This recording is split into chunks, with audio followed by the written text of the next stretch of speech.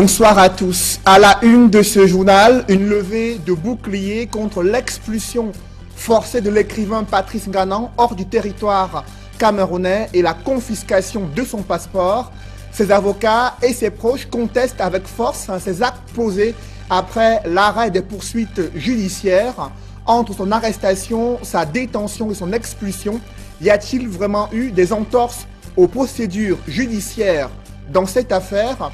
La confiscation de son passeport signifie-t-elle la déchéance de sa nationalité camerounaise? C'est le recrutement et l'intégration des instituteurs piétinent à la fonction publique. Le processus est plombé par des lenteurs administratives et autres blocages inexpliqués. Du coup, l'exaspération et le désespoir s'emparent de certains instituteurs contractuels. Face à une telle situation, des syndicats menacent de paralyser le deuxième trimestre. On verra plus clair au sujet de cette situation et cette grogne sociale dans le secteur de l'éducation de base.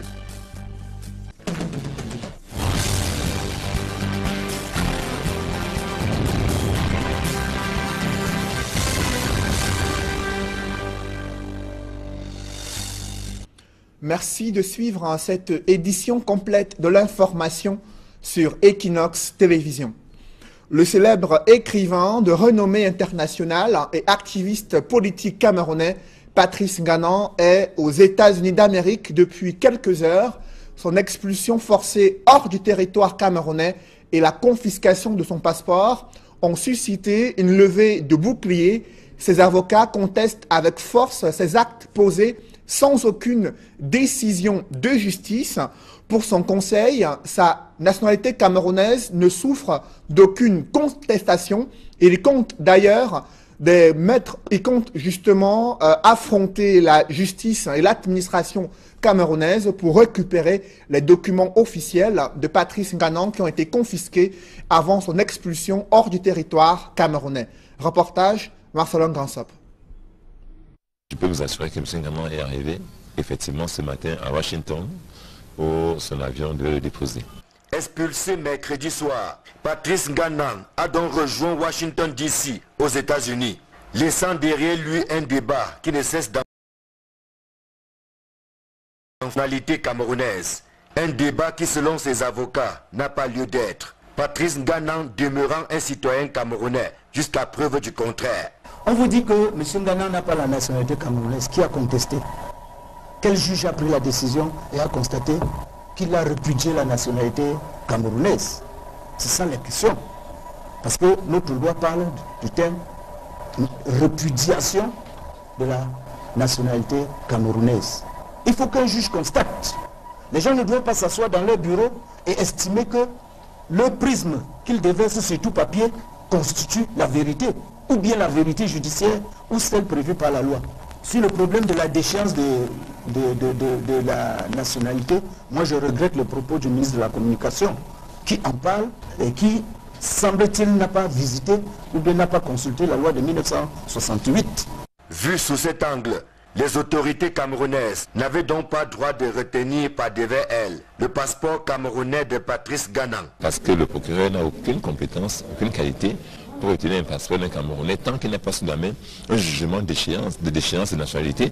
Et c'est un juge qui devait prendre cette décision-là au thème d'un procès. Au nom de quoi est-ce qu'il prend son passeport? Là encore, je dis, c'était un abus de pouvoir. Et je pense que l'histoire nous donnera le temps de réfléchir aux suites qui seront données à cela. Parce que M. Nganan est Camerounais, il tient à le dire, il restera Camerounais. Et ce n'est pas cette procédure-là cavalière qui lui fera renoncer à son pays et à l'amour qu'il a pour son pays. Aussi son conseil envisage-t-il de ne pas rester les bras croisés devant une telle violation des droits de l'écrivain activiste? Je pense que nous allons donner une suite à ce retrait de passeport. Parce que nous pensons qu'il s'agit également d'un nouveau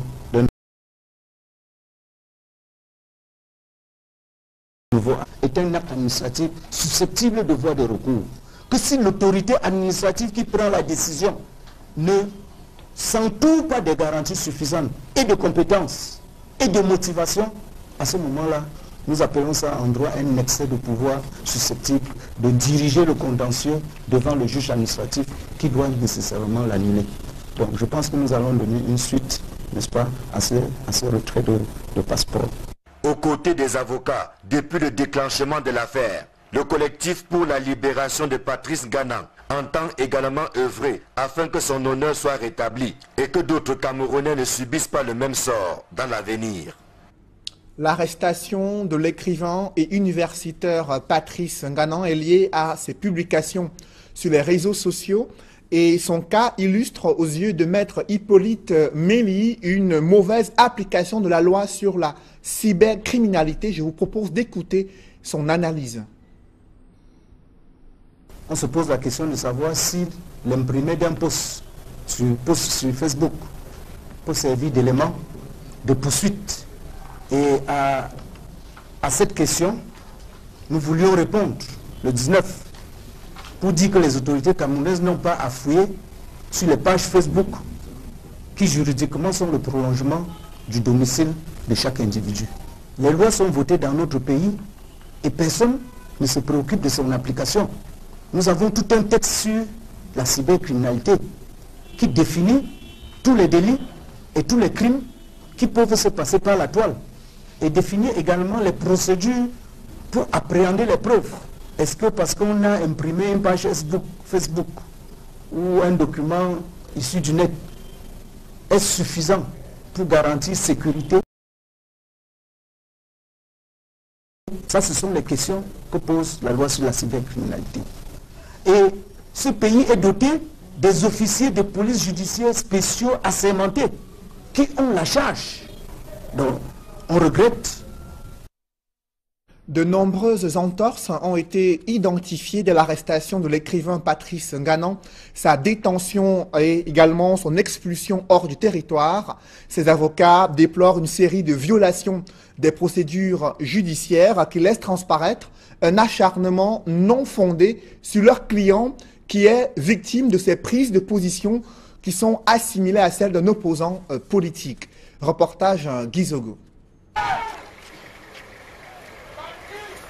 Quelques jours après l'élargissement et l'expulsion immédiate de l'écrivain Patrice Nganang, des interrogations ressurgissent au sujet des procédures menées à son encontre.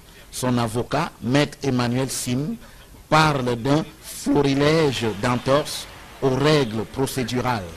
Pour l'avocat, cela commence dès l'arrestation de l'écrivain. Son arrestation s'est déroulée en forme de kidnapping dans un aéroport en zone internationale, ce qui est interdit. Il est amené à Yaoundé, à la police judiciaire, et gardé au secret pendant 2 jours, ce qui est interdit, parce qu'il devait être présenté directement à un enquêteur et se faire assister par un avocat ainsi que sa famille. Ce n'a pas été le cas. En outre, l'écrivain est soumis à des privations et à la torture psychologique. Pendant 4 jours, M. Nganang ne s'est pas lavé, n'a pas été autorisé à prendre une simple douche. Je dis que c'est inhumain. Pendant 7 jours, M. Nganang n'a pas eu accès à sa famille. Il était interdit de visite. Et pire, M. Nganang était interdit même de lire les livres qu'on lui a apportés.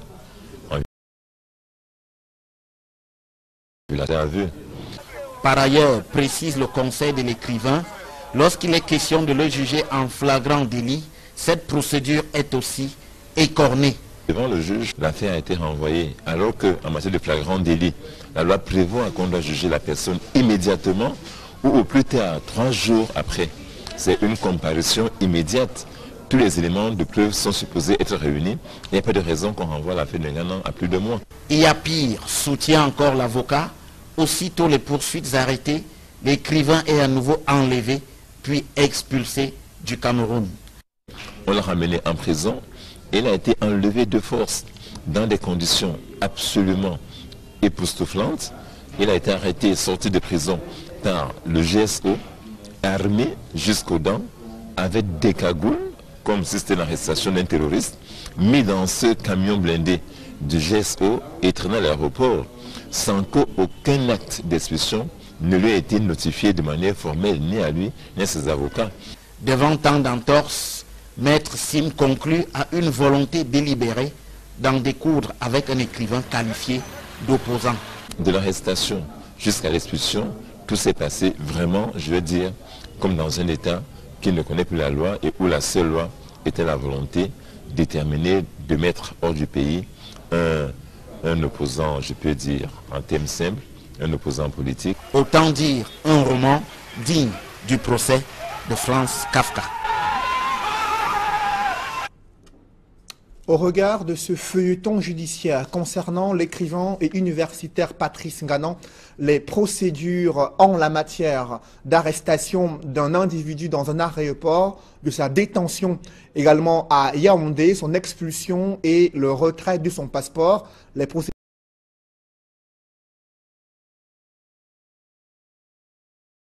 en deuxième partie de ce journal. Dans le reste de l'éducation, l'intégration et le recrutement des instituteurs piétinent à la fonction publique. Je vous le disais en titre, le processus est confronté encore aux lenteurs administratives et des blocages inexpliqués. Du coup, l'exaspération, le désespoir s'emparent de certains instituteurs contractuels et maîtres de parents proches de l'âge de départ à la retraite. Face à l'indifférence du gouvernement, des syndicats menacent de paralyser la rentrée du deuxième trimestre. Reportage Joël Essenge et Marcelin Gansop. Venus des 4 coins du pays, les instituteurs contractuels et maîtres de parents remuent le couteau dans une plaie béante, celle d'une intégration dont la machine est grippée, alors que beaucoup vont bientôt frapper aux portes d'une douloureuse retraite. Je suis IC2 intégré depuis le 3 septembre 2007. Nous attendons à être reversés comme des fonctionnaires parce que notre retraite c'est à 55 ans et le salaire que nous irons en retraite n'est pas suffisant. Ça ne pourra pas nous permettre de résoudre certains de nos problèmes. Donc nous sommes derrière cette lutte pour que le MINFROPA puisse penser à nous. Il y a plein des IC2 qui sont déjà décédés. Préoccupante est également la situation des titulaires du CAPIET, dont le recrutement n'est même pas à l'ordre du jour. Vous voyez comment au niveau de l'éducation de base, chaque année quand même on lance un petit recrutement. Mais au niveau des enseignements secondaires ou de l'emploi et de la formation, on ne lance pas de recrutement. Donc ils sont dehors, comme vous le voyez. L'État ne fait absolument rien pour intégrer ces jeunes enfants titulaires des CAPIET. C'est fort de ces difficultés que le syndicat national des instituteurs contractuels et maîtres de parents monte une fois de plus au créneau, étant seulement une source d'agacement qui nourrit une injustice criarde. Vous ne pouvez pas avoir dans un même corps des gens qui sont formés ayant le même diplôme, faisant le même boulot, mais qui sont traités à des statuts différents. Donc nous voulons rétablir la justice et l'équité sociale au niveau de notre profession, afin que les enseignants puissent enfin travailler dans la quiétude totale. Pour faire entendre leur voix, les instituteurs contractuels et maîtres de parents envisagent de ne pas dispenser les cours dès la rentrée du deuxième trimestre. Notre manifestation elle est pacifique. Ce sera juste le fait d'aller à l'école et de ne pas enseigner tout en expliquant aux parents le bien fondé de notre action. Nous voulons que les problèmes des instituteurs au Cameroun soient résolus de manière définitive. Tous ceux-là qui sortent des INIEJ et des INIET et qui sont voués à travailler pour les fondateurs d'établissements privés qui leur payent des salaires de misère. Deux terrains sur lesquels le gouvernement ne joue pas franc jeu depuis de longues années. L'épineuse question de l'éducation des jeunes se pose avec acuité dans les centres des réfugiés centrafricains situés dans une ville frontalière à l'est du Cameroun. Là-bas, les enfants de ces réfugiés désertent les salles de classe pour aider leurs parents dans les travaux champêtres. Du coup, des enseignants s'en plaignent, mais aussi il y a un sérieux déficit en matière de personnel qualifié pour encadrer ces milliers d'enfants de réfugiés centrafricains. Reportage Joël Niem et Gladys Sidier. La scolarisation dans les camps de réfugiés dans la région de l'Est est un caillou dans la chaussure des autorités locales. Les salles de classe en début d'année scolaire ici sont surpeuplées du fait de la présence. Nous avons un manque d'enseignants, l'effectif pléthorique. Une salle de classe contient 270 élèves pour un seul enseignant, ce qui ne permet pas un bon rendement scolaire.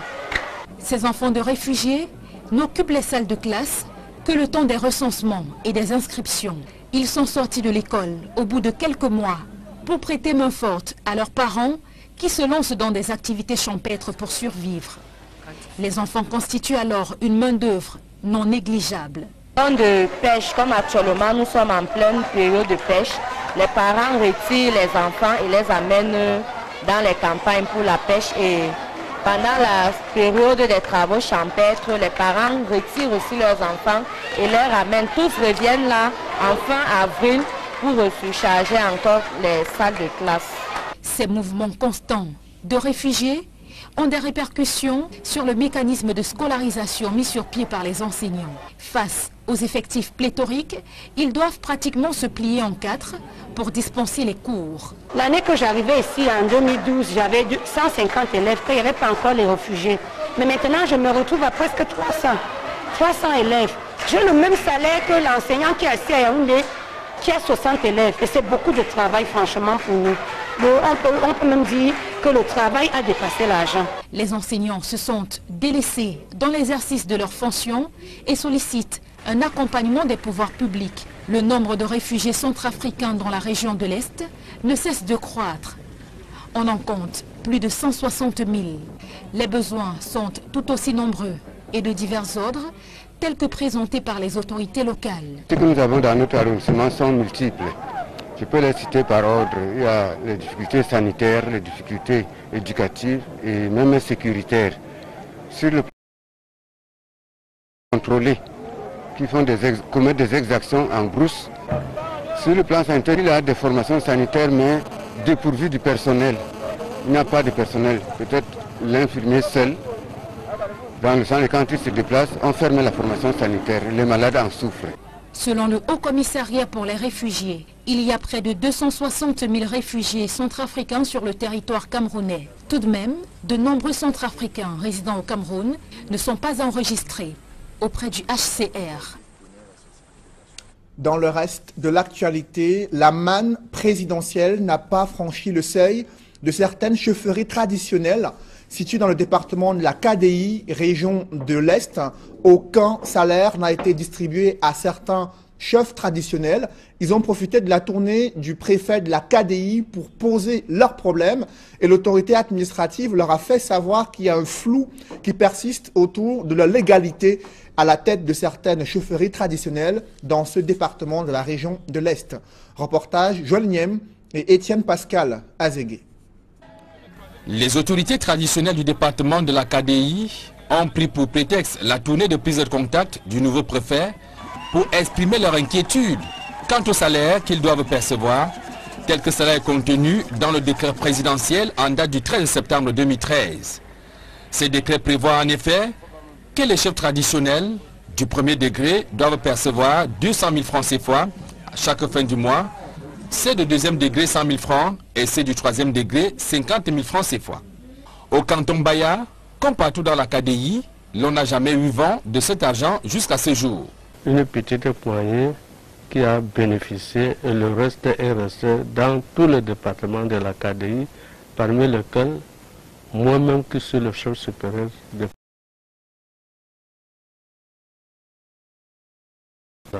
aucun chef mésimé dans la zone de Mbang n'a encore perçu, il n'y a que les chefs traditionnels de son côté, de son secteur, dans le secteur Bangantou, qui ont déjà perçu. Moi personnellement, j'ai déjà déposé plus de 2 dossiers, jusqu'à présent je n'ai pas encore eu ce salaire. Nous portons cette doléance auprès de la hiérarchie, qui doit vraiment revoir le problème le plus tôt possible et que notre statut doit être aussi comme les autres chefs. Ces chefs traditionnels seraient en train de payer le prix de leur indélicatesse, puisque certains d'entre eux ont été installés soit à la hâte ou en toute illégalité après le décret présidentiel de 2013. Entre la décision d'octroyer des allocations aux chefs traditionnels et la mise en œuvre de la mesure, nous avons assisté à presque le doublement des chefferies traditionnelles qui existaient avant la mesure. C'est pour cela qu'il faudrait donc essayer de rentrer dans les listes qui ont été établies. Et actuellement, le ministère nous a envoyé une liste consolidée des chefferies traditionnelles de la KDI mais nous constatons qu'il y a quand même quelques omissions par rapport aux chefferies qui existent et qui ont toujours existé en fait. Il convient de noter que les allocutions mensuelles aux chefs traditionnels ne peuvent se cumuler avec les indemnités parlementaires, le traitement de fonctionnaires ou d'agents des administrations publiques. L'article 24 qui accompagne le décret présidentiel de 2013 précise en son alinéa 2 qu'en cas de cumul, l'intéressé doit opter avant sa désignation par l'autorité compétente, soit salaire. C'est le paradoxe du sous-développement économique et social du Cameroun, malgré la mise en exploitation d'une usine, une station de captage et traitement de l'eau à Manjo. Cette localité est sevrée d'eau potable depuis plusieurs mois. Les populations ont tellement soif que la pénurie d'eau entraîne des cas de déshydratation et des maladies liées à une consommation d'une eau souillée issue des puits et des rivières. Manjo, localité assoiffée, c'est un reportage de Jacques Molon et Julienne Berthe-Bissaye. Une station de captage d'eau à Manjo, dans le département du Mungo. Elle dessert les localités lointaines que sont Lung, Djombe, Pendia, Mbanga, Dibombari, alors que les plus proches meurent de soif. Les populations de Manjo souffrent tellement. Pourquoi c'est Manjo qui produit de l'eau et on lui vend l'eau au même prix que les autres? Une eau que même ça, on n'a même pas.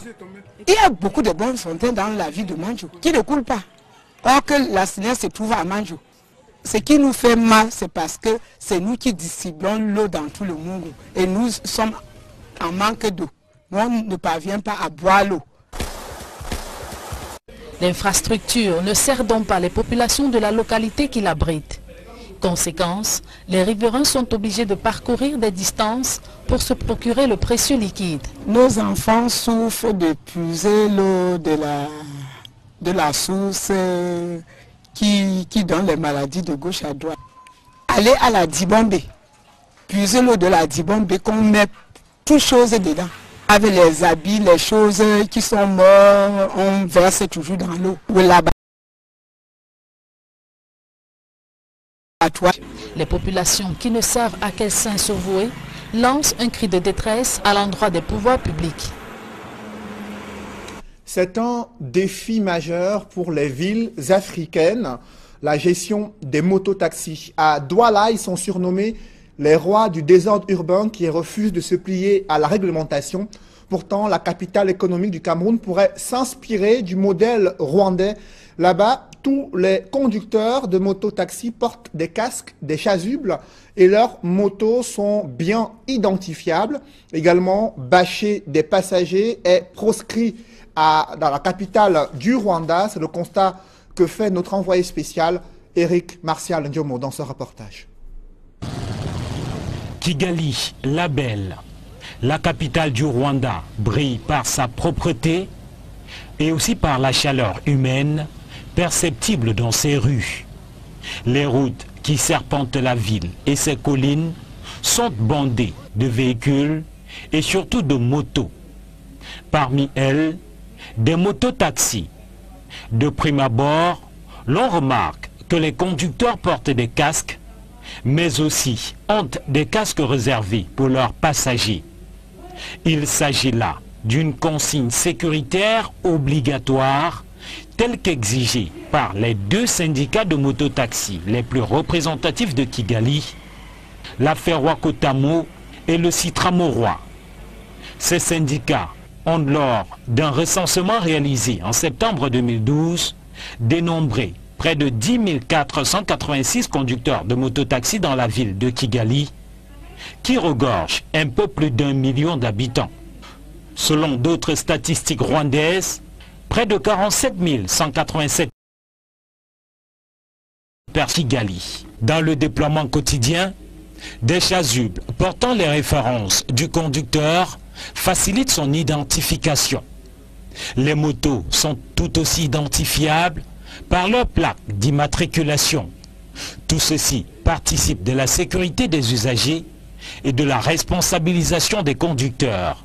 Seulement, malgré ces exigences et les mesures coercitives du gouvernement et des syndicats, ces mototaxis à Kigali sont présentés comme principale cause de nombreux accidents dans la ville, en raison souvent de l'empressement des conducteurs. Pour autant, elles restent le moyen de transport le plus populaire et le plus sollicité dans la capitale rwandaise. Les usagers justifient cela par le coût réduit et la rapidité. Je trouve que c'est super sympa, on peut se déplacer rapidement, ça nous évite les embouteillages et ils sont très prudents, donc j'aime bien me déplacer par moto. C'est moins cher que le taxi. Ce secteur du transport à Kigali nourrit ses travailleurs. Les conducteurs, dont la majorité sont âgés entre 18 et 35 ans, disent gagner honnêtement et amplement leur vie grâce à ces motos, nouvel Eldorado du secteur informel. On parle encore de la caravane de Noël en cœur, en compagnie de ses collaborateurs, journalistes et technico-artistiques. Le président-directeur général du groupe Equinox, Séverin Tchonko, a remis des cadeaux à des centaines d'enfants démunis dans des orphelinats à Douala. Et dans cet élan des cœurs, le groupe Equinox a bénéficié de l'appui des âmes de bonne volonté, en l'occurrence ses partenaires, les brasseries du Cameroun et les laboratoires Biopharma, Innocent Abega et Flavien Dongo. Par la répartition des présents par zone de distribution au siège d'Equinox, télévision et radio à Douala.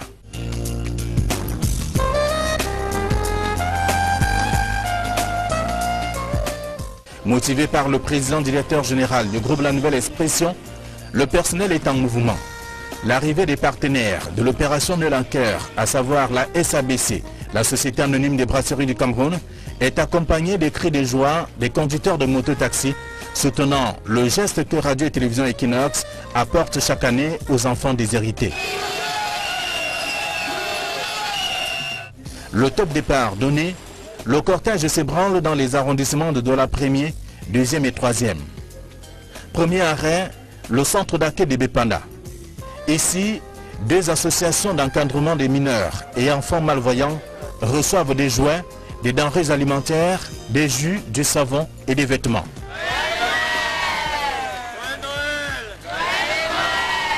Nous disons merci sincèrement au groupe Equinox, surtout au brasserie du Cameroun qui est le partenaire, pour avoir redonné le sourire aux enfants, pour qu'ils aient un visage reluisant au cours de ces fêtes de fin d'année et qu'ils apprennent la nouvelle année avec beaucoup de joie. Nous profitons pour leur dire merci et exprimer nos vœux les meilleurs à ces groupes qui chaque jour pensent à ceux qui sont oubliés. L'acte de charité qu'ils viennent de poser à l'endroit de nos enfants du centre d'accueil, nous vous en sommes très reconnaissants en cette fin d'année 2017. La caravane Noël en cœur, édition 2017, peut alors se rendre à Nobel. Les tout-petits de l'association pour la formation et l'insertion des aveugles réservent un accueil des grands jours à l'équipe conduite par Séverin Tchonko et les brasseries du Cameroun. Monsieur le directeur général de Equinox, nous les enfants d'Afriza, nous vous souhaitons la bienvenue et nous vous remercions pour ces beaux cadeaux. Que ce n'est pas toujours facile pour eux tous les jours, mais au moins, si nous pouvons leur permettre en 24 heures d'oublier tout ce dont ils sont porteurs et d'espérer, de croire que tout est possible, nous aurons atteint notre objectif. C'est pour cela que nous sommes là aujourd'hui, pour leur apporter ces quelques présents. Au nom de tous les déficients visuels ici présents, dis merci à Equinox, parce qu'il est de tradition depuis plusieurs années.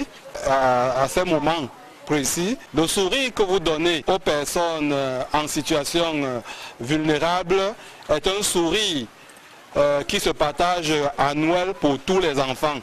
Ce que vous faites, c'est Dieu qui va vous bénir et que Dieu vous permette d'aller de l'avant.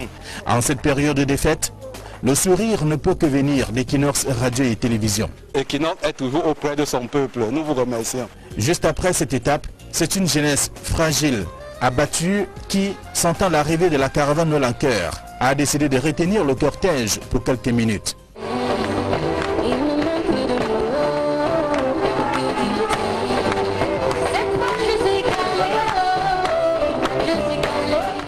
Le défilé de mode, les ballets, le concours de danse étaient la raison de cet arrêt. Des prix ont été remis aux méritants par les responsables d'Equinox et les brasseries du Cameroun. Nous voulons surtout dire merci à maman et à tous ceux qui l'entourent parce qu'il faut avoir beaucoup d'humanisme en soi profondément pour pouvoir tout sacrifier et s'occuper de ceux qui n'ont plus personne, qui n'ont même rien pour exister et croire qu'on peut leur donner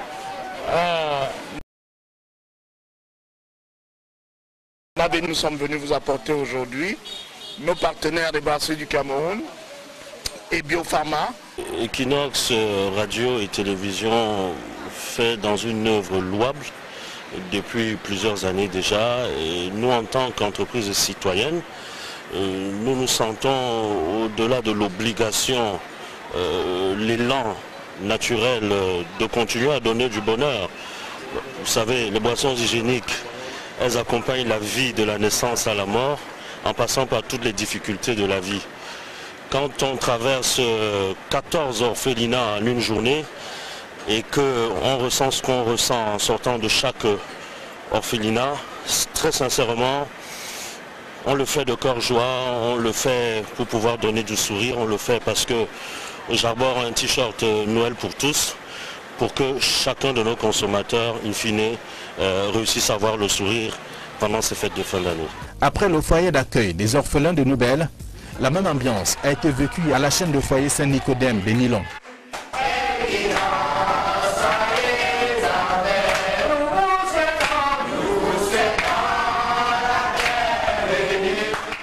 Vous aussi, vous êtes comme les autres enfants, vous devez passer une fête de Noël comme les autres. À l'orphelinat Maranatha à Oyak, ainsi que Compassion à Bonaloka, les tout petits étaient en joie. Ils l'ont manifesté en chanson.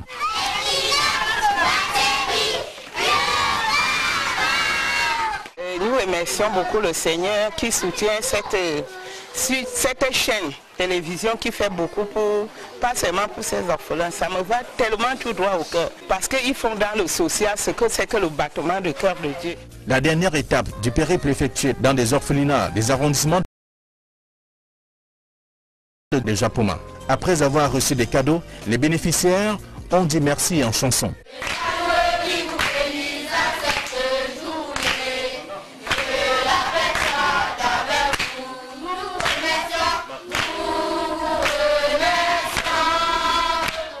Depuis un temps, on vous compte parmi les nôtres. C'est pourquoi, même si le temps passe comment, on sait que vous êtes en route. C'est pourquoi nous sommes sûrs de ce qui peut arriver. Aidez-nous seulement à maintenir les enfants ici. Ce sont un peu plus de 600 enfants, les orphelinats des arrondissements de Douala 1er, 2e et 3e, qui ont bénéficié de quoi leur permettre de passer de bonnes fêtes de fin d'année 2017. La caravane au Lanqueur de Radio et Télévision Equinox vient une fois de plus respecter la tradition qui dure depuis un peu plus d'une décennie.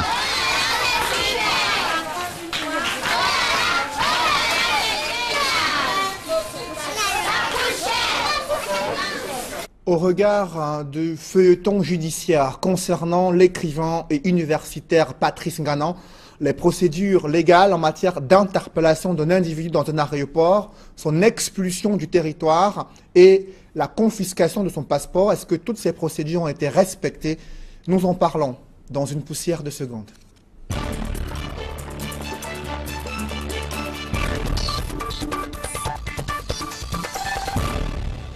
Je reçois sur ce plateau Maître Guy Tougoua. Bonsoir.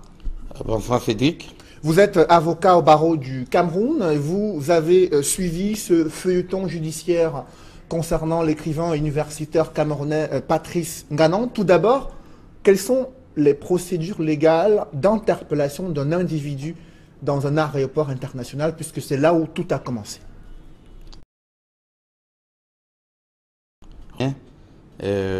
L'épisode de l'écrivain Patrice Nganan. J'ai suivi à travers les médias, parce que je n'étais pas confié dans ce dossier, qu'il a été interpellé au niveau de l'aéroport international de Douala et conduit au niveau de la police judiciaire à Yaoundé. Ses avocats d'ailleurs l'ont dit, et Cela nous a édifié longuement. Ce que j'ai suivi, c'est qu'il a été interpellé à bord d'un avion d'une compagnie africaine, c'est Ethiopian Airlines ou Kenya Airways, c'est possible.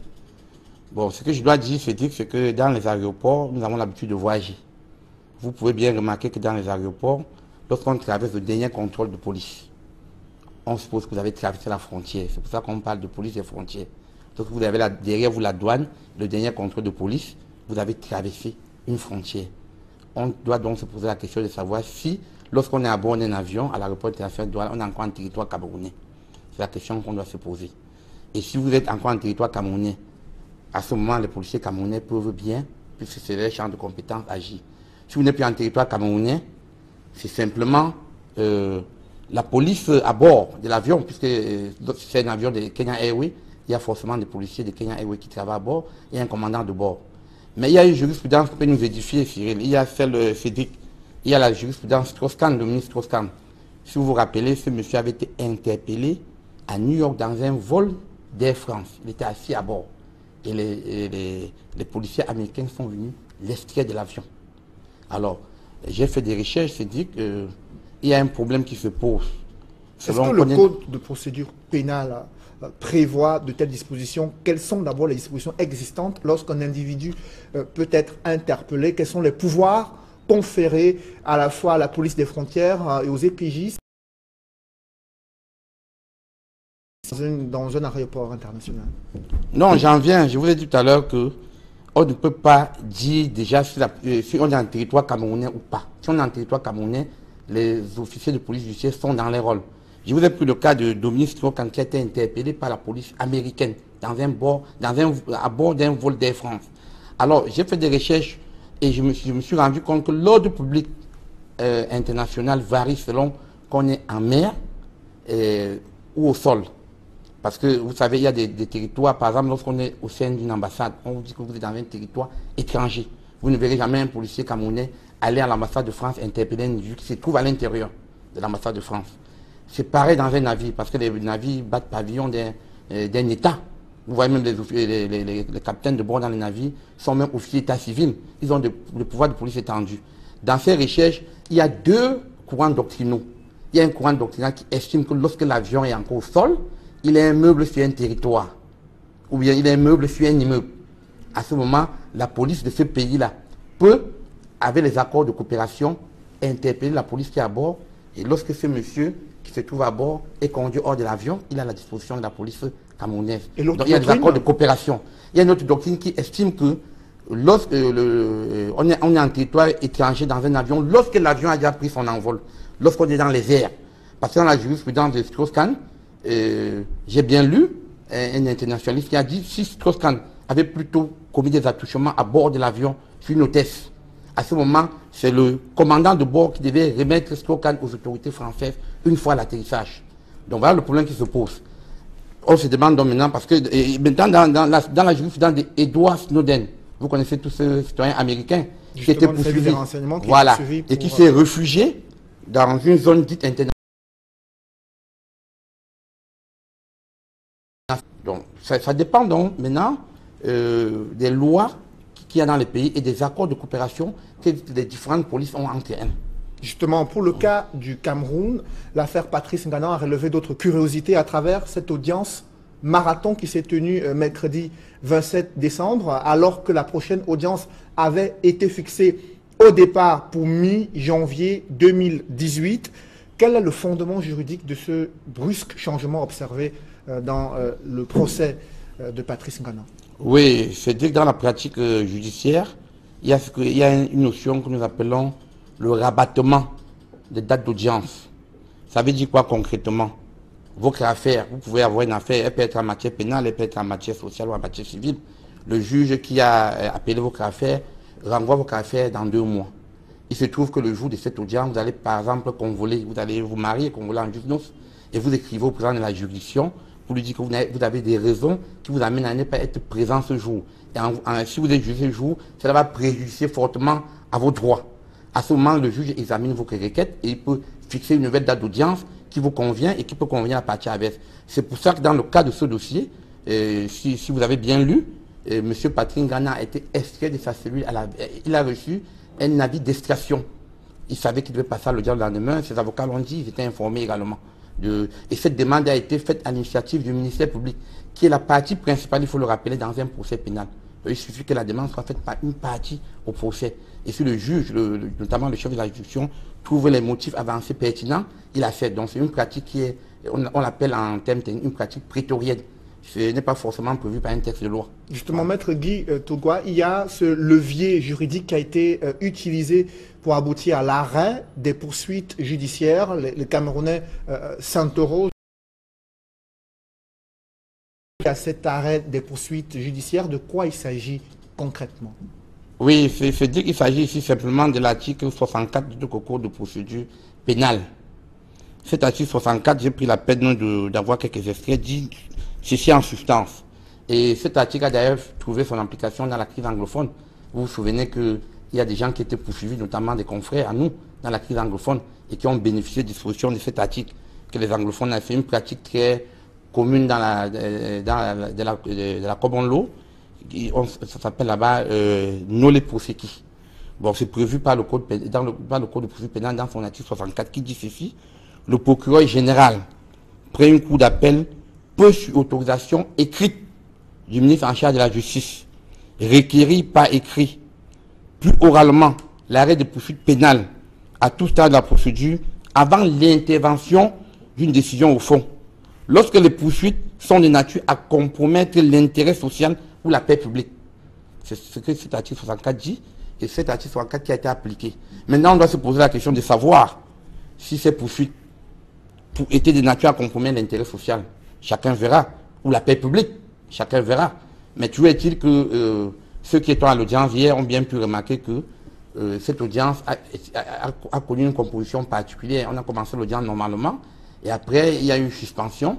C'est le président de la juridiction en personne qui est venu, le procureur titulaire qui est venu, et ensuite on a observé un représentant du parquet général, alors qu'un avocat général, qui est venu pour le compte du procureur général requérir l'arrêt de poursuite. À l'observation de cette nouvelle configuration, lors de cette audience marathon qui s'est tenue hier au tribunal de première instance à Yaoundé, quelle analyse pouvez-vous faire au regard de la présence des hautes personnalités de ces différentes juridictions qui sont elles-mêmes?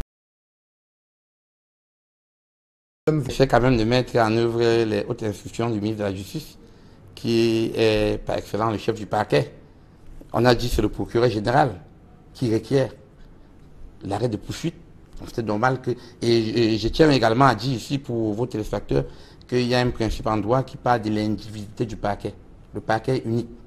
Donc lorsqu'on travaille au parquet, qu'on soit à la cour d'appel, à la cour suprême, on parle de l'individualité du parquet. Donc ce n'était pas une curiosité qu'un représentant du parquet général vient à l'audience. Par essence, le parquet est unique et indivisible. Après l'arrêt des poursuites judiciaires prononcées en faveur de l'écrivain Patrice Ngana, il y a eu d'autres scènes qui ont surpris les Camerounais.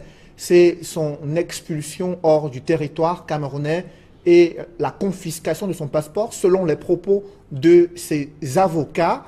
Alors, est-ce qu'il y a des procédures précises selon la législation camerounaise pour aboutir d'abord au retrait du passeport camerounais d'un citoyen?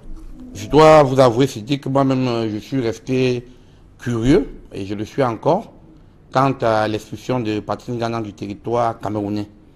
Parce que si je m'en tiens à la décision qui a été rendue, monsieur le président du tribunal a simplement donné acte au ministère public de son désir de faire arrêter les poursuites à l'endroit de Patrice Ngana et a ordonné la main levée du mandat de détention provisoire. Il ne s'est pas prononcé sur autre chose. Il n'a jamais suivi, il n'a jamais ordonné le refoulement de Patrice Ngana hors du territoire camerounais. C'est vrai qu'on peut être refoulé même par une décision administrative. On peut également être refoulé par une décision de justice, mais à aucun moment on nous a dit s'il y avait une décision, sauf si elle a été prononcée par une autre juridiction. Donc dans ce contexte, il essaie en vertu de quoi est-ce que la police camerounaise a procédé à son expulsion. C'est le conseil qui... Parce que bien on vous notifie ce genre de décision, vous avez des possibilités, des effets, des voies de recours. Voilà. Donc je pense que si on ne nous présente pas, ou si on n'a pas présenté à ces conseils, des décisions ordonnant son expulsion du territoire camerounais, cela nous laisse pantois. Dans quel cadre peut-on retirer le passeport camerounais d'un citoyen selon les dispositions légales en la matière? Bon, le passeport est tout comme la carte d'identité, une pièce personnelle. Il faut pas. C'est vrai que c'est l'État camerounais qui délivre le passeport. Mais une fois que la pièce vous est délivrée, c'est votre propriété. C'est pas comme les véhicules administratifs. On peut remettre un véhicule administratif et on vous le reprend parce que vous avez cessé d'occuper la fonction. Dans le passeport, en matière de passeport, en matière de pièces d'identité, c'est des pièces personnelles. Et s'il faut penser que parce qu'il a, j'ai suivi dans les divers ou dans les déclarations de ce conseil, on parlait de double nationalité. Mais même lorsque vous avez une double nationalité, il y a une loi, la loi c'est une loi du 11 juin 1968 portant code de la nationalité camerounaise, qui dit les cas dans lesquels on paie la nationalité camerounaise. Et qui dit même que lorsque vous avez payé la nationalité camerounaise, par exemple, lorsque étant majeur, vous êtes prévalu d'une autre nationalité. Lorsque vous êtes en service, par exemple, dans une représentation ou dans une organisation internationale, et que le Cameroun vous demande de cesser vos fonctions pour revenir, vous perdez la nationalité camerounaise d'office. Mais il faut un décret. Il faut un décret pour constater tout cela. C'est l'article 40 qui le dit. Est-ce qu'il y a donc eu un décret qui a été pris pour constater la déchéance de la nationalité de Patrice Ngana? C'est la question que je me pose. Auquel cas, on doit vous notifier le décret, on doit venir appliquer, exécuter ce décret. Est-ce que le retrait l'a décrié ses avocats signifie la déchéance de la nationalité camerounaise? Bon, la déchéance est tout autre chose. La déchéance, si j'ai bien lu le code de la nationalité, est réservée aux citoyens étrangers qui ont acquis la nationalité camerounaise. Pour les Camerounais, on parle plutôt de la perte de la nationalité ou de la répudiation. Vous la perdez lorsque par exemple vous êtes privé d'une nationalité, ou vous la répudiez si vous ne voulez plus être Camerounais. La déchéance généralement concerne le cas des étrangers qui ont eu la nationalité camerounaise et qui sont mis dans une situation où ils ne peuvent plus la voir. C'est souvent que, si j'ai bien lu la loi, on parle de répudiation. Donc le passeport, ce n'est pas le passeport qui vous confère la qualité de Camerounais. Ce n'est pas le passeport. Il a certainement un acte de naissance camerounais, il a un certificat de nationalité. Et même lorsque on va constater que les conditions, vous ne remplissez pas les conditions pour être Camerounais, ce sera par décret. Merci. Cela sera pris. Merci Maître Guy Touga pour toutes ces précisions. Je précise que vous êtes avocat au barreau du Cameroun. Mesdames, messieurs, c'est la fin de ce journal. Merci d'avoir suivi. Restez sur Equinox Télévision juste après cette édition du 20h, l'émission Regard Social présentée par Éric Fernand Kouamo. Bonne soirée sur Equinox Télévision.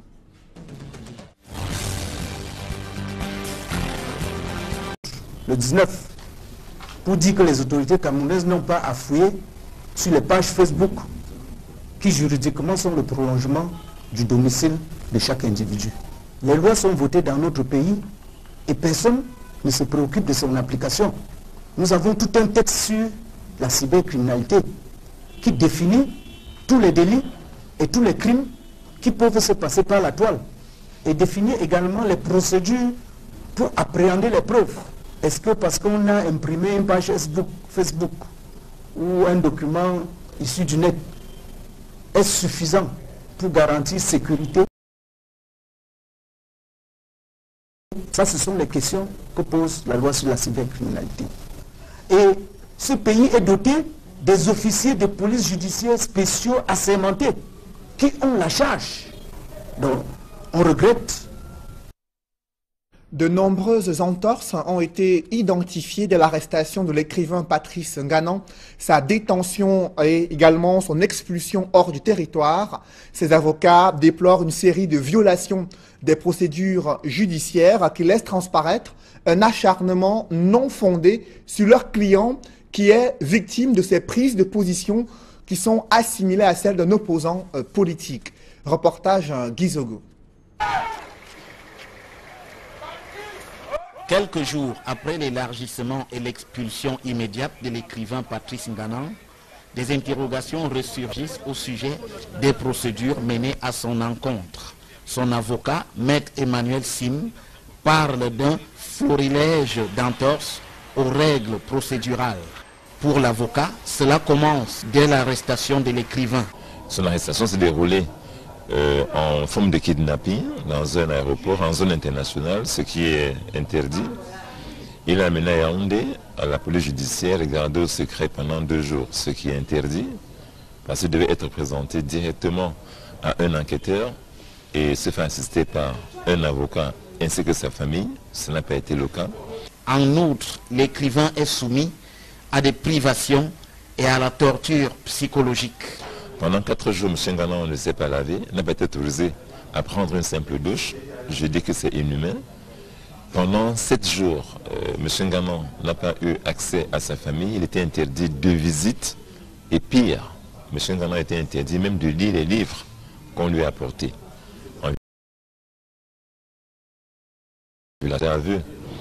Par ailleurs, précise le conseil de l'écrivain, lorsqu'il est question de le juger en flagrant délit, cette procédure est aussi écornée. Devant le juge, l'affaire a été renvoyée, alors qu'en matière de flagrant délit, la loi prévoit qu'on doit juger la personne immédiatement ou au plus tard 3 jours après. C'est une comparution immédiate. Tous les éléments de preuve sont supposés être réunis. Il n'y a pas de raison qu'on renvoie l'affaire de Nganan à plus de mois. Il y a pire, soutient encore l'avocat. Aussitôt les poursuites arrêtées, l'écrivain est à nouveau enlevé, puis expulsé du Cameroun. On l'a ramené en prison. Il a été enlevé de force dans des conditions absolument époustouflantes.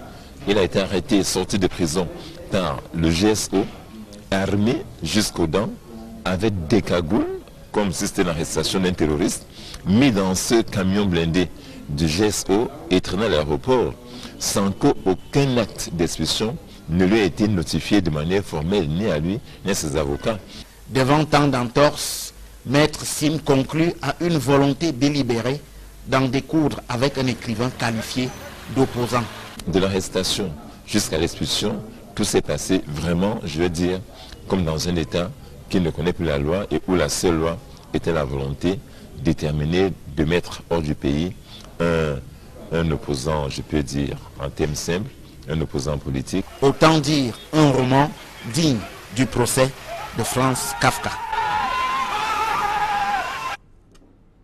Au regard de ce feuilleton judiciaire concernant l'écrivain et universitaire Patrice Nganan, les procédures en la matière d'arrestation d'un individu dans un aéroport, de sa détention également à Yaoundé, son expulsion et le retrait de son passeport, les procédures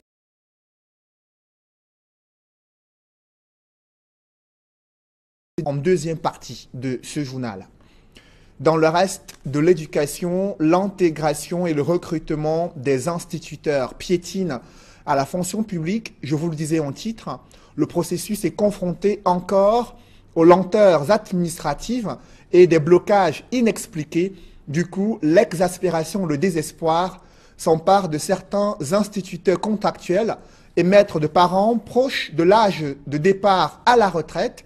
Face à l'indifférence du gouvernement, des syndicats menacent de paralyser la rentrée du 2e trimestre. Reportage Joël Essengé et Marcelin Gansop.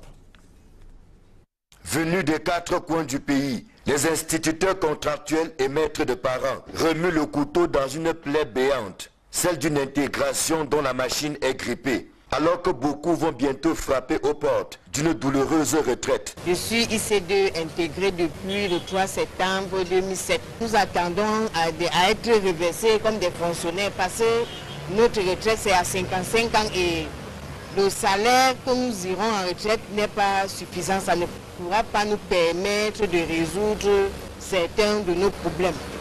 Donc nous sommes derrière cette lutte pour que le Minedu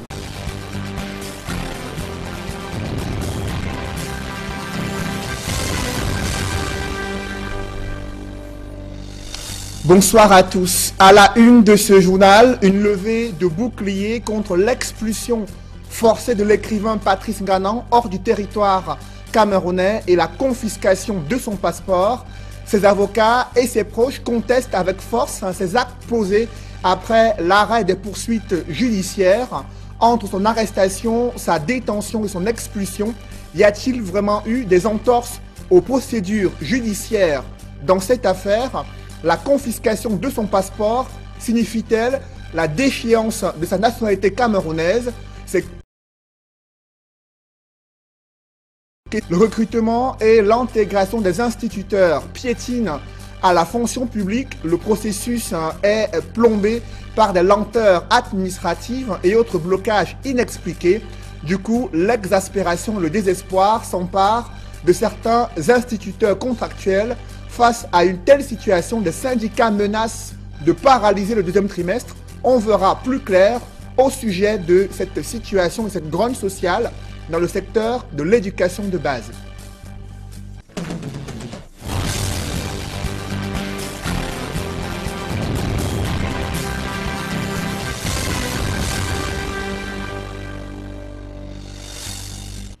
Merci de suivre cette édition complète de l'information sur Equinox Télévision. Le célèbre écrivain de renommée internationale et activiste politique camerounais Patrice Nganan est aux États-Unis d'Amérique depuis quelques heures.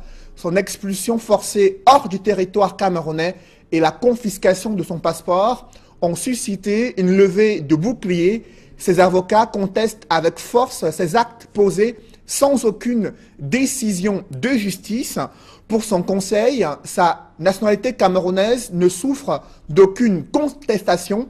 Il compte d'ailleurs justement affronter la justice et l'administration camerounaise pour récupérer les documents officiels de Patrice Nganan qui ont été confisqués avant son expulsion hors du territoire camerounais. Reportage Marcelin Gansop. Je peux vous assurer que M. Nganan est arrivé effectivement ce matin à Washington où son avion devait le déposer. Expulsé mercredi soir, Patrice Nganan a donc rejoint Washington DC aux États-Unis, laissant derrière lui un débat qui ne cesse dans la nationalité camerounaise. Un débat qui, selon ses avocats, n'a pas lieu d'être. Patrice Nganan demeurant un citoyen camerounais jusqu'à preuve du contraire. On vous dit que M. Nganan n'a pas la nationalité camerounaise. Qui a contesté? Quel juge a pris la décision et a constaté qu'il a répudié la nationalité camerounaise? C'est ça la question. Parce que notre loi parle du terme répudiation de la nationalité camerounaise. Il faut qu'un juge constate. Les gens ne doivent pas s'asseoir dans leur bureau et estimer que le prisme qu'ils déversent sur tout papier constitue la vérité, ou bien la vérité judiciaire, ou celle prévue par la loi. Sur le problème de la déchéance de la nationalité, moi je regrette le propos du ministre de la Communication, qui en parle et qui, semble-t-il, n'a pas visité ou bien n'a pas consulté la loi de 1968. Vu sous cet angle, les autorités camerounaises n'avaient donc pas droit de retenir par devers elles le passeport camerounais de Patrice Nganan. Parce que le procureur n'a aucune compétence, aucune qualité pour retenir un passeport d'un Camerounais tant qu'il n'a pas sous la main un jugement de déchéance de nationalité. Et c'est un juge qui devait prendre cette décision-là au thème d'un procès. Au nom de quoi est-ce qu'il prend son passeport? Là encore, je dis, c'était un abus de pouvoir. Et je pense que l'histoire nous donnera le temps de réfléchir aux suites qui seront données à cela. Parce que M. Nganan est Camerounais, il tient à le dire, il restera Camerounais. Et ce n'est pas cette procédure-là cavalière qui lui fera renoncer à son pays et à l'amour qu'il a pour son pays. Aussi son conseil envisage-t-il de ne pas rester les bras croisés devant une telle violation des droits de l'écrivain activiste? Je pense que nous allons donner une suite à ce retrait de passeport. Parce que nous pensons qu'il s'agit également d'un nouveau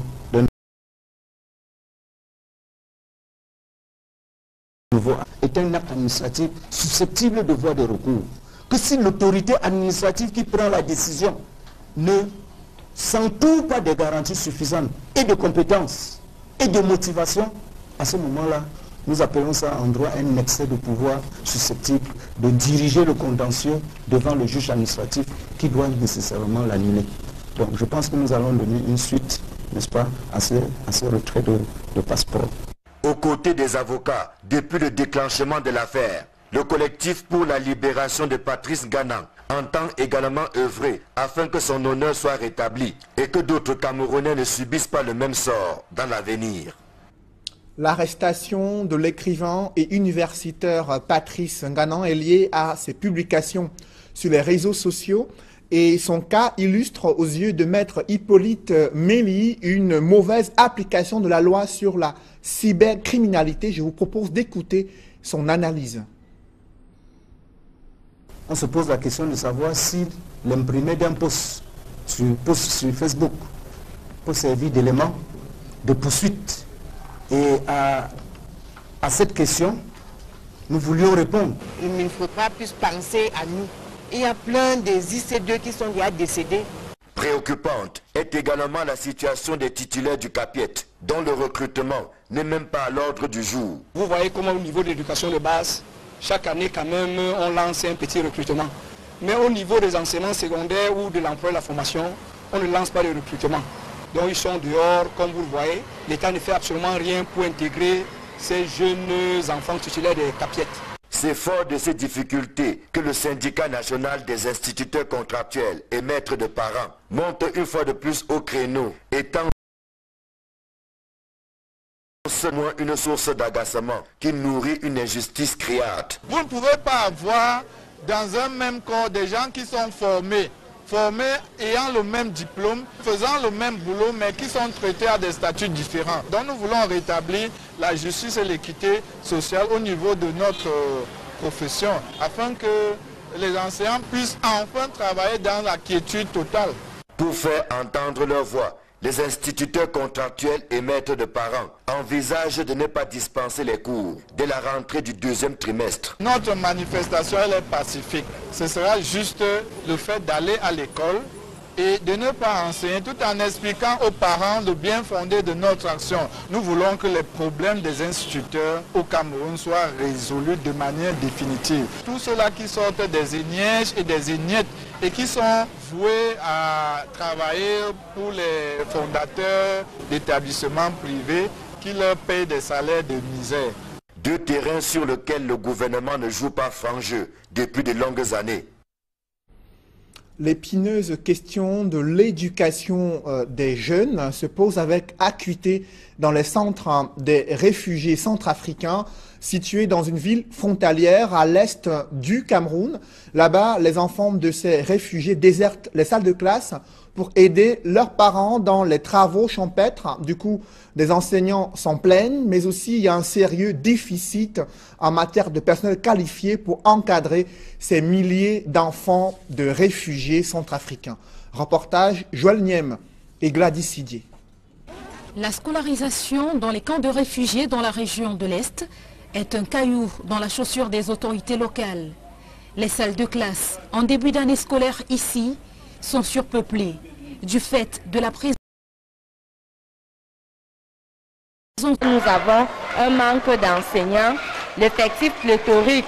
Une salle de classe contient 270 élèves pour un seul enseignant, ce qui ne permet pas un bon rendement scolaire. Ces enfants de réfugiés n'occupent les salles de classe que le temps des recensements et des inscriptions.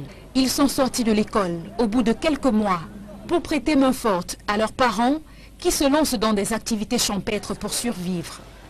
Les enfants constituent alors une main-d'œuvre non négligeable. De pêche, comme actuellement nous sommes en pleine période de pêche, les parents retirent les enfants et les amènent dans les campagnes pour la pêche, et pendant la période des travaux champêtres, les parents retirent aussi leurs enfants et les ramènent. Tous reviennent là en fin avril pour surcharger encore les salles de classe.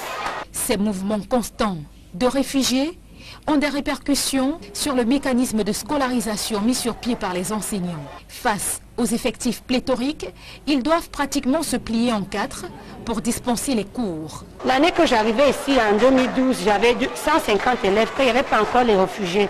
Mais maintenant, je me retrouve à presque 300 élèves. J'ai le même salaire que l'enseignant qui est assis à Yaoundé, qui a 60 élèves. Et c'est beaucoup de travail, franchement, pour nous. On peut même dire que le travail a dépassé l'argent. Les enseignants se sentent délaissés dans l'exercice de leurs fonctions et sollicitent un accompagnement des pouvoirs publics. Le nombre de réfugiés centrafricains dans la région de l'Est ne cesse de croître. On en compte plus de 160 000. Les besoins sont tout aussi nombreux et de divers ordres, tels que présentés par les autorités locales. Ce que nous avons dans notre arrondissement sont multiples. Je peux les citer par ordre. Il y a les difficultés sanitaires, les difficultés éducatives et même sécuritaires. Sur le plan contrôlé, qui commettent des exactions en brousse. Sur le plan sanitaire, il y a des formations sanitaires, mais dépourvu du personnel. Il n'y a pas de personnel. Peut-être l'infirmier seul, dans le centre, quand il se déplace, on ferme la formation sanitaire. Les malades en souffrent. Selon le Haut Commissariat pour les réfugiés, il y a près de 260 000 réfugiés centrafricains sur le territoire camerounais. Tout de même, de nombreux centrafricains résidant au Cameroun ne sont pas enregistrés auprès du HCR. Dans le reste de l'actualité, la manne présidentielle n'a pas franchi le seuil de certaines chefferies traditionnelles situées dans le département de la KDI, région de l'Est. Aucun salaire n'a été distribué à certains chefs traditionnels. Ils ont profité de la tournée du préfet de la KDI pour poser leurs problèmes et l'autorité administrative leur a fait savoir qu'il y a un flou qui persiste autour de la légalité à la tête de certaines chefferies traditionnelles dans ce département de la région de l'Est. Reportage Joël Niem et Étienne Pascal Azégué. Les autorités traditionnelles du département de la KDI ont pris pour prétexte la tournée de prise de contact du nouveau préfet pour exprimer leur inquiétude quant au salaire qu'ils doivent percevoir, tel que cela est contenu dans le décret présidentiel en date du 30. Les deux syndicats de mototaxi les plus représentatifs de Kigali, la Ferroakotamo et le Citramorois. Ces syndicats ont, lors d'un recensement réalisé en septembre 2012, dénombré près de 10 486 conducteurs de mototaxi dans la ville de Kigali, qui regorge un peu plus d'1 million d'habitants. Selon d'autres statistiques rwandaises, près de 47 187 par Kigali. Dans le déploiement quotidien, des chasubles portant les références du conducteur facilitent son identification. Les motos sont tout aussi identifiables par leur plaque d'immatriculation. Tout ceci participe de la sécurité des usagers et de la responsabilisation des conducteurs. Seulement, malgré ces exigences et les mesures coercitives du gouvernement et des syndicats, ces mototaxis à Kigali sont présentés comme principale cause de nombreux accidents dans la ville, en raison souvent de l'empressement des conducteurs. Pour autant, elles restent le moyen de transport le plus populaire et le plus sollicité dans la capitale rwandaise. Les usagers justifient cela par le coût réduit et la rapidité. Je trouve que c'est super sympa, on peut se déplacer rapidement, ça nous évite les embouteillages et ils sont très prudents, donc j'aime bien me déplacer par moto. C'est moins cher que le taxi. Ce secteur du transport à Kigali nourrit ses travailleurs. Les conducteurs, dont la majorité sont âgés entre 18 et 35 ans, disent gagner honnêtement et amplement leur vie grâce à ces motos, nouvelle Eldorado du secteur informel. On parle encore de la caravane de Noël en chœur, en compagnie de ses collaborateurs, journalistes et technico-artistiques. Le président directeur général du groupe Equinox, Séverin Tchonko, a remis des cadeaux à des centaines d'enfants démunis dans des orphelinats à Douala. Et dans cet élan des cœurs, le groupe Equinox a bénéficié de l'appui des âmes de bonne volonté, en l'occurrence ses partenaires, les brasseries du Cameroun et les laboratoires Biopharma. Innocent Abega et Flavien Dongo. Par la répartition des présents par zone de distribution au siège d'Equinox, télévision et radio à Douala.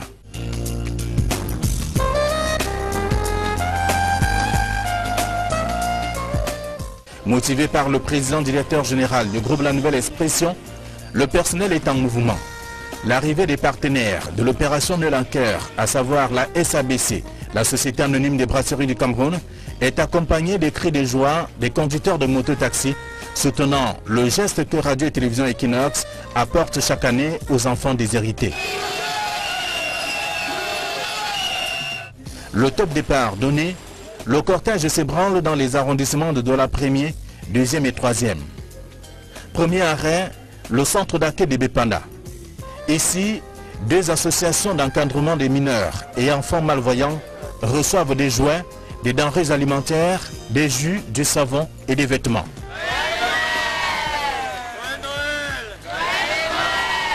Nous disons merci sincèrement au groupe Equinox, surtout au Brasserie du Cameroun qui est le partenaire pour avoir redonné le sourire aux enfants pour qu'ils aient un visage reluisant au cours de ces fêtes de fin d'année et qu'ils apprennent la nouvelle année avec beaucoup de joie. Nous profitons pour leur dire merci et exprimer nos vœux les meilleurs à ces groupes qui chaque jour pensent à ceux qui sont oubliés. L'acte de charité qu'ils viennent de poser à l'endroit de nos enfants du centre d'accueil, nous vous en sommes très reconnaissants en cette fin d'année 2017. La caravane Noël en Cœur, édition 2017, peut alors se rendre à Nouvelle. Les tout-petits de l'association pour la formation et l'insertion des aveugles réservent un accueil des grands jours à l'équipe conduite par Séverin Tchouke et les Brasseries du Cameroun. Monsieur le directeur général de Equinox, nous les enfants d'Afiza, nous vous souhaitons la bienvenue et nous vous remercions pour ces beaux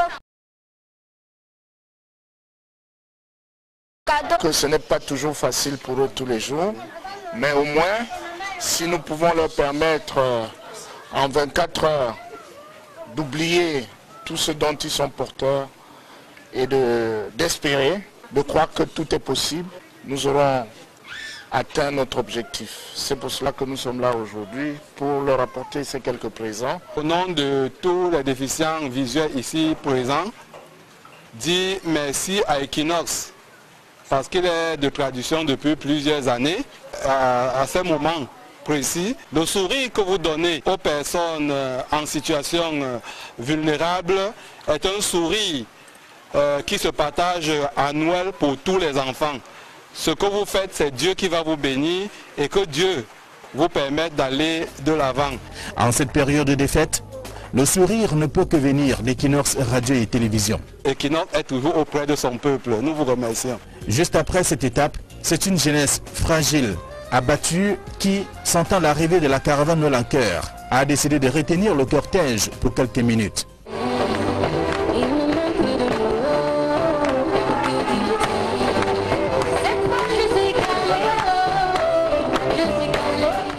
Le défilé de mode, les ballets, le concours de danse étaient la raison de cet arrêt.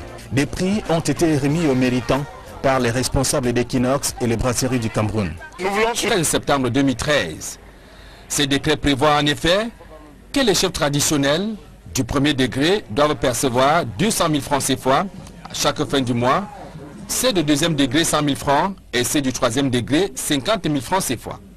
Au canton Baya, comme partout dans la KDI, l'on n'a jamais eu vent de cet argent jusqu'à ce jour. Une petite poignée qui a bénéficié et le reste est resté dans tous les départements de la KDI, parmi lesquels moi-même qui suis le chef supérieur de...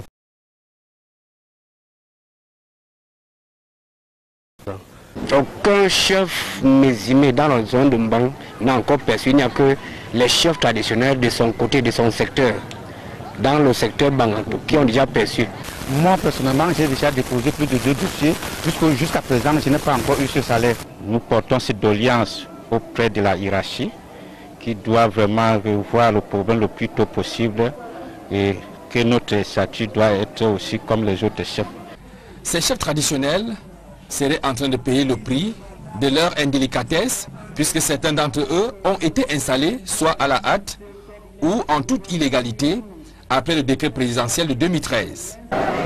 Entre la décision d'octroyer des allocations aux chefs traditionnels et la mise en œuvre de la mesure, nous avons assisté à presque le doublement des chefferies traditionnelles qui existaient avant la mesure.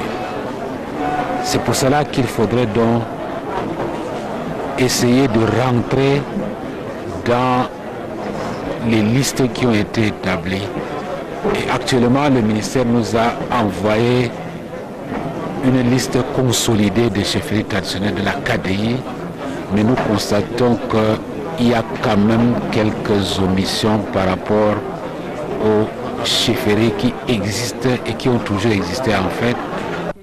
Il convient de noter que les allocutions mensuelles aux chefs traditionnels ne peuvent se cumuler avec les indemnités parlementaires, le traitement de fonctionnaires ou d'agents des administrations publiques.